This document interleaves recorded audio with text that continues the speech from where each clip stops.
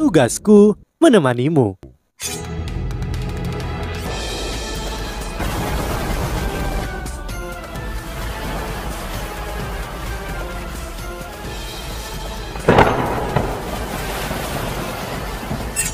Hai sahabat Pasuk, kembali lagi bersama alur cerita versi novel Solen 2 Sekte Tang yang tak tertandingi.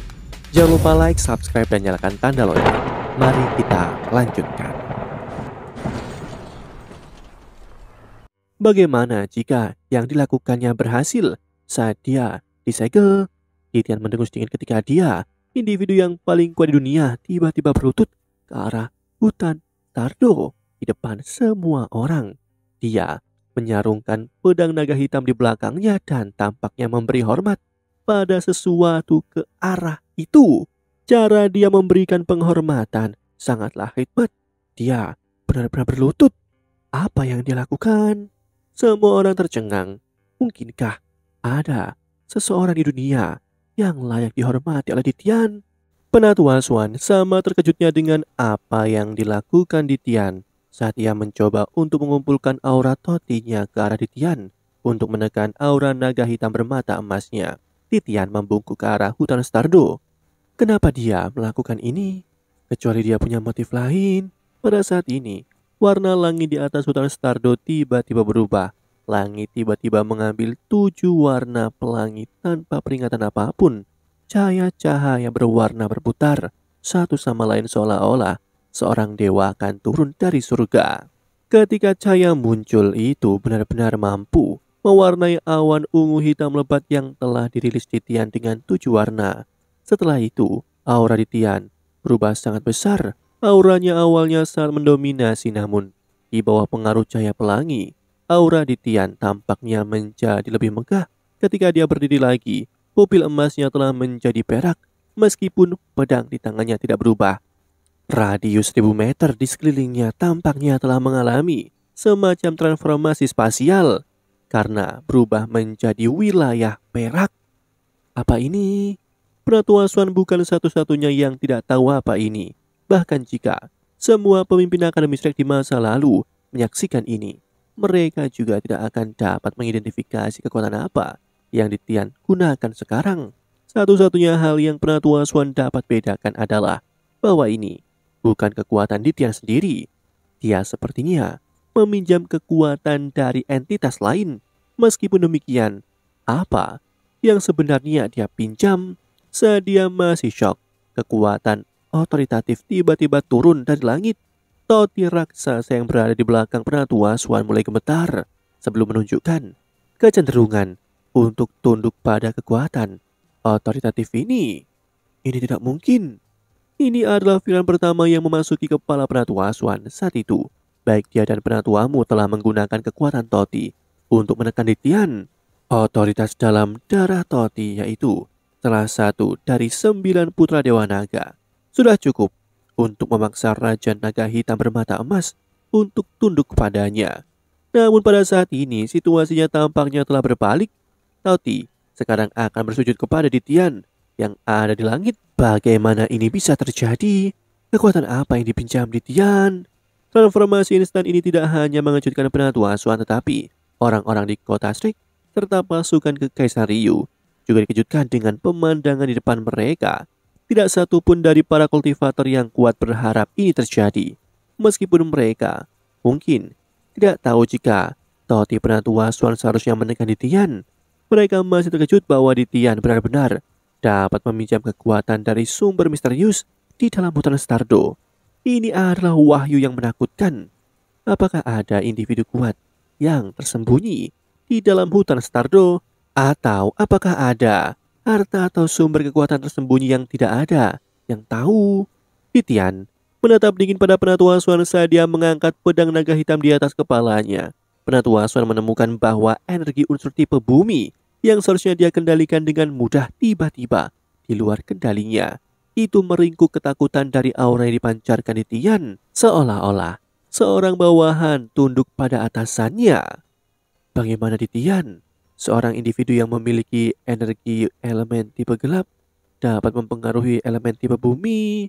Hati Penatua Swan tenggelam ketika dia menyadari bahwa dia tidak akan dapat menyegel Titian Bahkan jika ia terus membakar kekuatan jiwanya ketika Ditian mendaratkan pukulan dari pedangnya, itu pasti akan menghancurkan bumi. Dewa binatang, mengapa kamu melampiaskan amarahmu pada orang lain? Datanglah padaku. Jika aku yang kamu cari, Woyuhao akan ada di sini untuk menunggumu. Suara cerah tiba-tiba terdengar di langit tanpa peringatan, meskipun suara ini tampaknya tidak terlalu keras.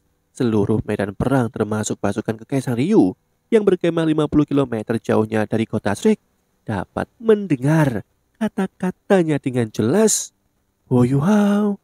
Kata-kata yang sama masuk ke telinga setiap orang, tetapi orang yang berbeda bereaksi terhadap hal ini secara berbeda. Mata penatua Swan tiba-tiba bersinar tepat ketika dia mulai kehilangan harapan. Dia segera menyiram api di tubuhnya yang membakar kekuatan jiwanya. Toti di belakang punggungnya menghilang. Setelah mendapatkan kembali jiwa bela diri banteng Toti yang salehnya, ia tidak lagi terpengaruh oleh Titian. Di sisi lain, meskipun itu suara yang sama, itu menimbulkan emosi yang berbeda dalam Juicy. Sekarang dia tahu bahwa Titian telah menyusup ke kota Shrek untuk menemukan Woyuhao. Ini juga mengkonfirmasi kecurigaannya bahwa Woyuhao benar-benar di kota Shrek. Pada saat ini dia diliputi oleh beberapa emosi ketika pikirannya menjadi benar-benar kosong setelah mendengar suara Woyuhao. Cahaya hijau giok menyala saat sosok melonjak ke langit dari dalam kota Shrek. Dalam sekejap mata, sosok hijau giok itu mampu mencapai ketinggian yang sangat tinggi. Tekanan kuat yang dilepaskan oleh tubuh Titian tampaknya tidak berhasil padanya. Sosok itu berkedip ketika cahaya hijau giok berhenti. Di sebelah penatua Swan, orang ini tidak lain adalah Woyuhao. Woyuhao sekarang mengenakan armor perang Dewa Es. Namun tubuhnya memancarkan cahaya biru giok di bawah armornya. Penatua Swan dapat segera merasakan pengurangan tekanan di sekitarnya saat Woyuhao bergerak mendekatinya. Tekanan yang menimpanya pada dasarnya terbelah dua oleh kehadirannya. Penatua Swan terkejut melihat Woyuhao di sebelahnya. Dia berbisik, "Apakah kamu berhasil?" "Ya." Woyuhao mengangguk. Penatua Swan tertawa dan berkata, "Itu bagus, itu hebat. Ditian, bukankah kamu mencari Woyuhao? Woyuhao sekarang ada di sini." Ekspresi Ditian berubah saat dia menatap Woyuhao. Dia terkejut menemukan dirinya tidak lagi dapat melihat melalui pemuda di depannya. Dia tidak bisa mengatakan kultivasi apa yang telah dicapai oleh Woyuhao. "Titian, bagaimana kabarmu? Aku punya sesuatu yang aku ingin kembalikan padamu. Aku ingin mengucapkan terima kasih karena telah melindungiku selama bertahun-tahun." Saat dia berbicara, pergelangan tangan Woyuhao bergetar ketika cahaya abu-abu melonjak ke arah Titian. Titian melambaikan tangan kanannya ke udara saat auranya sedikit melemah. Dia tidak perlu melihat apa yang dia tangkap untuk mengetahui apa sebenarnya yang ada di telapak tangannya. Itu skala terbalik naga kegelapan yang dia berikan kepada Woyuhao sebelumnya untuk menyegel dan mengawasinya. Dia benar-benar bisa menghilangkan skala terbalik dari tubuhnya. Ini berarti bahwa kekuatannya pasti telah mencapai ketinggianku untuk sementara waktu, bahkan untuk dapat menghilangkan skalaku. Demi Dolo. Tidak, itu tidak mungkin. Dia masihlah Dolo jiwa yang tidak dapat mencapai peringkat Feng Hao Dolo belum lama ini. Bagaimana dia bisa menjadi limit Dolo dalam waktu sesingkat itu? Pertanyaan yang sama terbentuk di pikiran Juicy saat dia melihat dari jauh. Dia sudah tahu betapa kuatnya Woyuhao saat terakhir kali dia melihatnya di istana di kota bercahaya. Namun, dia jelas tidak sekuat ini. Kapan dia mengembangkan kemampuan untuk berdiri dan tidak terpengaruh dalam pertempuran antara limit Dolo dan individu terkuat di dunia? Sepertinya Dewa binatang yang menjadi sedikit gugup setelah dia muncul. Ada ekspresi tenang di wajah Woyuhao saat dia menatap Dewa binatang dan menyatakan rasa hormat. "Kau benar-benar berhasil membebaskan diri dari skala terbalikku. Jika aku tidak salah menebak, hanya ada satu penjelasan." Dewa binatang dapat berbicara dengan tenang setelah pulih dari keterkejutan sesaat. Woyuhao mengangkat pelindung di bajunya saat dia tersenyum. "Dewa binatang, apakah kamu berani melawanku?" "Apa?" Setelah mendengar kata-katanya, semua orang termasuk orang-orang dari Akademi Shrek dan Kekaisaran Ryu terkejut luar biasa. Ada banyak orang yang mengenal Huo Yuhao dan mereka tidak bisa mempercayai telinga mereka ketika mereka mendengarnya menantang Dewa Binatang, individu terkuat di dunia, untuk berkelahi. Berapa umurnya? Berapa banyak kekuatan yang sebenarnya dia miliki? Apa yang dia inginkan untuk mengalahkan Dewa Binatang? Bukankah dia hanya mencari kematiannya sendiri? Yang lebih mengejutkan mereka adalah bagaimana sebenarnya Dewa Binatang Titian mengangguk setuju. Titian mengarahkan pedang naga hitamnya ke Huo Yuhao dan berkata, "Tentu, biarkan aku melihat apa yang telah kau pelajari dan fahami." Pupil Huo Yuhao menyala setelah mendengar jawaban Titian. Salah satu pupilnya benar-benar emas, sementara yang lain memancarkan cahaya biru giok. Pada saat ini, dia dipenuhi dengan kepercayaan diri, bahkan dia sendiri tidak tahu seberapa kuat dirinya. Ya, dia telah berhasil dengan bantuan teman-temannya dan penatuamu. Dia akhirnya berhasil. Kembali saat pembentukan inti jiwa keduanya, ketika niat permaisuri salju memasuki hati Huo Yuhao, dia merasakan seolah-olah dia hancur berkeping-keping oleh energi yang gila. Pada saat itu dia benar-benar tidak dapat merasakan inti jiwanya sendiri dan tubuhnya. Segalanya tampak kosong. Sensasi ini berlangsung selama waktu yang tidak diketahui sebelum dia perlahan-lahan mendapatkan kembali akal sehatnya. Energi yang sangat akrab menyelimuti inti jiwa spiritualnya yang memiliki banyak celah kecil di sekitarnya. Kehadiran energi inilah yang mencegahnya hancur. Saat ini inti jiwa spiritualnya sedang memperbaiki dirinya sendiri pada tingkat yang gila. Gelombang energi mistis terus dilepaskan dari tubuhnya. Ketika Huo Yuhao melihat lebih dekat ke tubuhnya, dia menyadari bahwa dia telah benar-benar berubah. Inti jiwa putih jernih berputar diam-diam di dadanya. Ukurannya sedikit lebih besar dari inti jiwa spiritual. Tampaknya ada sosok manusia yang berkedip di dalamnya. Ini adalah permaisuri salju. Huo Yuhao bisa mengenali sosok di inti jiwanya secara instan. Sosok itu tak lain adalah permaisuri salju.